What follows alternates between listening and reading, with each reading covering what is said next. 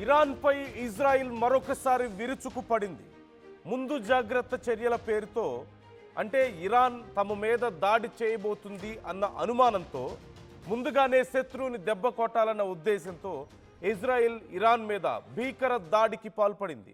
పెద్ద ఎత్తున Israel missiles Iran మీదకి దూసుకెళ్లాయి.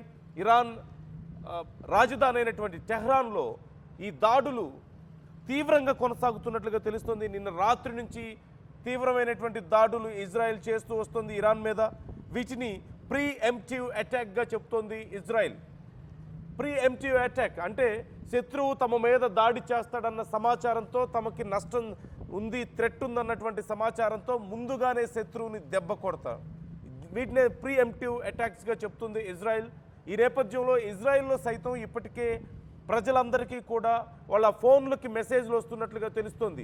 మీరు మీ ఇళ్లలోనే ఉండండి, ఎవరు బయటికి రావద్దు, రోడ్ల మీదకి రావద్దు, ఎక్కడ ఎక్కువ మంది గుమిగూడొద్దు అంటూ ఇప్పటికే మెసేజ్లు వస్తున్నట్లుగా తెలుస్తుంది. కొన్ని కీలకమైనటువంటి ప్రాంతాల్లో పూర్తిగా ఏరియాలని ఖాళీ చేయాలంటూ కూడా ఇజ్రాయెల్ ఆ మెసేజెస్లో చెప్తుంది. అలాగే చాలా చోట్ల సైరన్స్ కూడా మోగుతున్నాయట. యుద్ధం సమయంలో, ఎమర్జెన్సీ సమయంలో మోగేటువంటి సైరన్స్ కూడా ఇజ్రాయెల్లో మోగుతున్నాయి. అలాగే ఇజ్రాయెల్లో ఉన్నటువంటి యుఎస్ ఎంబసీకి మెసేజ్ వచ్చిందట. వెంటనే అక్కడ ఉన్నటువంటి వాళ్ళందరూ కూడా బయలుదేరి సేఫ్ ప్లేస్కి వచ్చేసేయండి, యుఎస్కి తిరిగి వచ్చేసేయండి అంటూ ఇజ్రాయెల్లో ఉన్నటువంటి యుఎస్ ఎంబసీకి ఒక మెసేజ్ వచ్చినట్లుగా తెలిసింది. ఇప్పటికే మేము అటాక్స్ చేసామంటూ Israel defence minister Israel Katz ఇప్పటికే దీనికి సంబంధించి ఒక స్టేట్మెంట్ కూడా ఇస్తున్నట్లుగా తెలుస్తుంది. అదిగో ఇజ్రాయెల్ డిఫెన్స్ ఫోర్సెస్కి సంబంధించి ఒక మెసేజ్ కూడా మనం చూస్తున్నాం.